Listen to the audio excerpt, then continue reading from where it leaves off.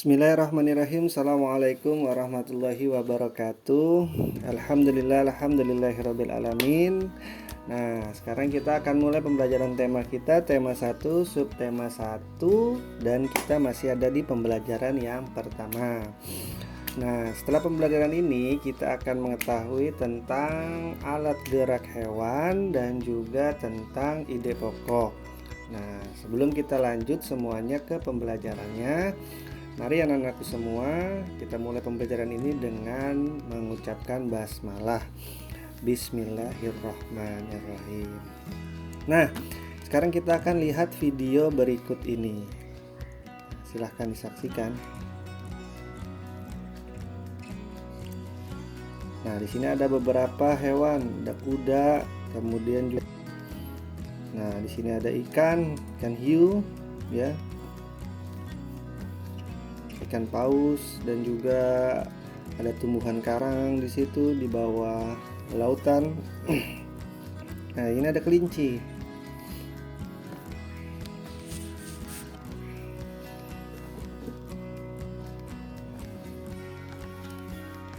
Nah, berdasarkan video tersebut, kita dapat mengetahui bahwa hewan bergerak dengan cara yang berbeda-beda. Misalnya kuda dengan berlari, burung dengan terbang, ikan dengan berenang, dan kelinci dengan melompat-lompat.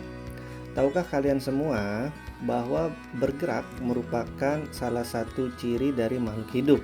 Nah, secara umum, gerak dapat diartikan berpindah tempat atau perubahan posisi sebagian atau seluruh bagian dari tubuh makhluk hidup. Nah, makhluk hidup akan bergerak apabila ada rangsangan yang mengenai sebagian atau seluruh bagian tubuhnya. Gerak pada manusia dan hewan menggunakan organ gerak yang tersusun dalam sistem gerak.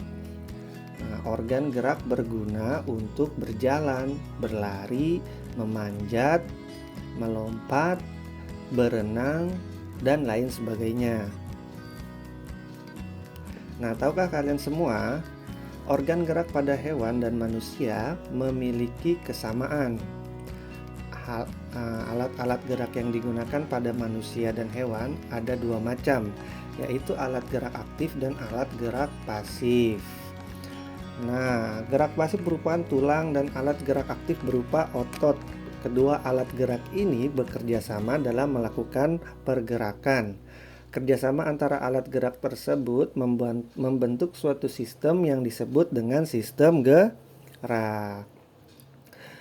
Membentuk suatu sistem gerak. Nah, mengapa tulang disebut sebagai alat gerak pasif?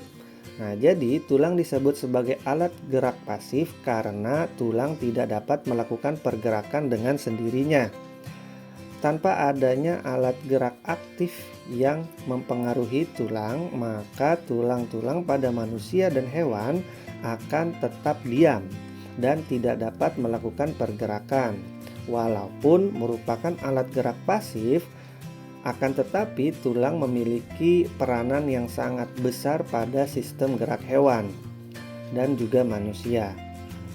Tulang berfungsi untuk memberi bentuk pada tubuh dan menopang tubuh dan juga melindungi organ-organ dalam tubuh. Sedangkan otot disebut sebagai alat gerak aktif karena otot dapat bergerak dengan sendirinya. Ketika otot yang melekat pada tulang bergerak, maka otot akan membuat tulang ikut bergerak.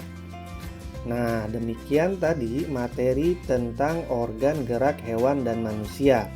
Selanjutnya kita akan belajar tentang gagasan ide pokok dalam sebuah paragraf tersusun atas ide atau gagasan pokok serta kalimat-kalimat penumpang. Untuk lebih jelasnya, silakan kita akan memperhatikan video berikut ini.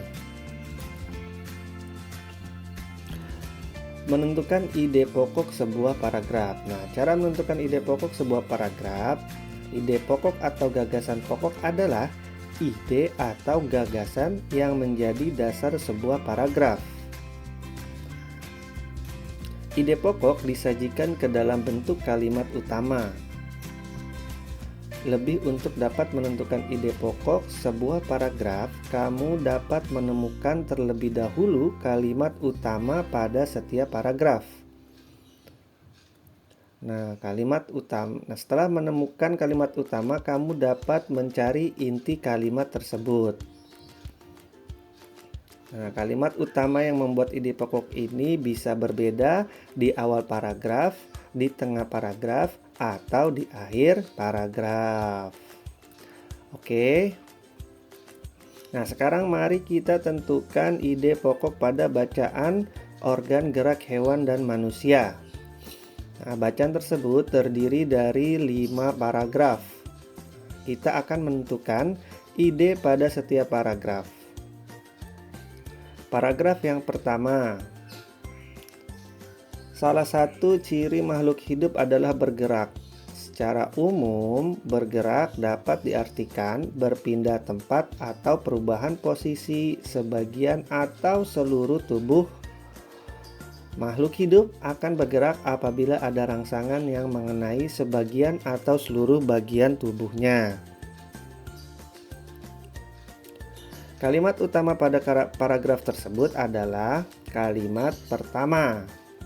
Salah satu ciri dari makhluk hidup adalah bergerak. Nah, secara umum di situ ya, paragraf pertama adalah bergerak. Nah, sedangkan kalimat kedua dan kalimat ketiga merupakan kalimat pengembang. Paham ya sampai sini ya? Nah, kemudian di paragraf kedua, gerak pada manusia dan hewan menggunakan organ gerak yang tersusun dalam sistem gerak. Organ gerak berguna untuk berjalan, berlari, melompat, meloncat, memegang, menggali, memanjat, berenang, dan sebagainya. Nah, kira-kira mana nih ide pokok pada paragraf kedua ini? Nah,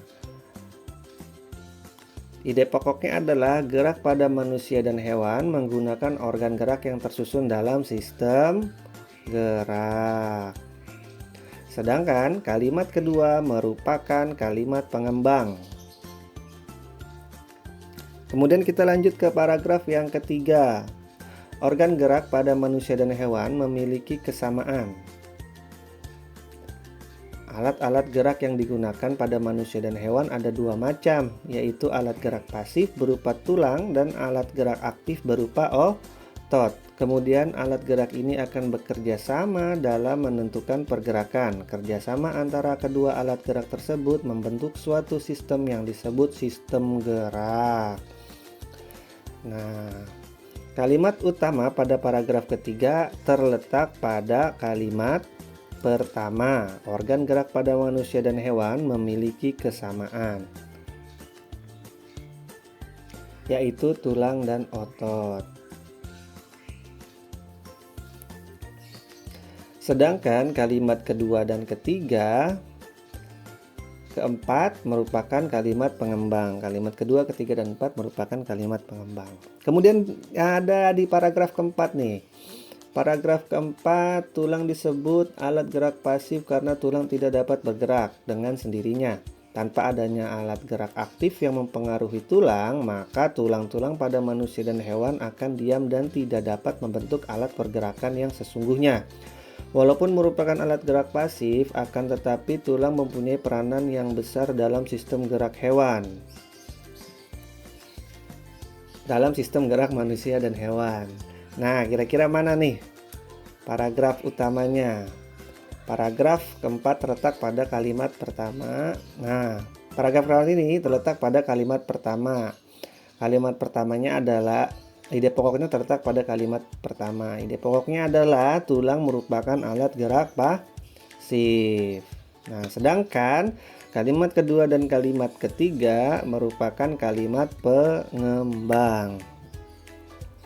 Kemudian paragraf yang terakhir, yang kelima. Nah, kita baca, otot disebut alat gerak aktif karena otot memiliki senyawa kimia yang membuatnya dapat bergerak.